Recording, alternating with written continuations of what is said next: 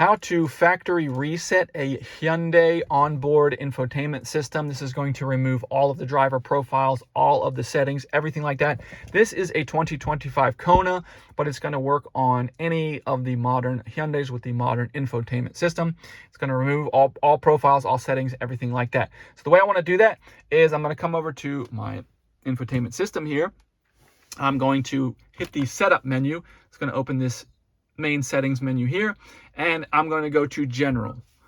Once I get to general, all I need to do is scroll all the way down to the bottom, and I'm going to hit the reset button. Now the default will be, it'll give me an option to delete specific profiles, but if I go to reset all, I'm going to hit reset all, and then I hit reset. And when I do that, it's going to give me a warning. It's going to say all stored data, all settings of every profile on here will be deleted. So if you want, you can go back and just delete specific profiles. But if I hit yes here, it's going to remove all profiles, remove all settings, remove all data. And this infotainment system will basically be like when it was a brand new car.